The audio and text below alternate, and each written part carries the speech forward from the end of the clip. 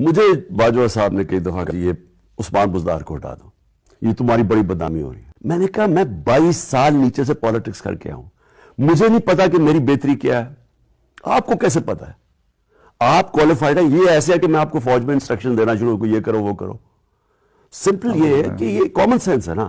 ایک آدمی جو زیرو سے پارٹی بنا کے وہاں پہنچتا ہے، اس کو بہتر پڑتا ہے پارٹی کے لیے کیا ہے، یا اس کو پتا ہے جس کی کوئی ایکسپرٹیز ہی نہیں ہے وہ ہوتا کیا ہے۔ ان کو آ کے رپورٹس ملتی ہیں، ان کے اندر کیپبلٹی نہیں ہوتی ان کو صحیح معنی میں انالائز کرنے کی۔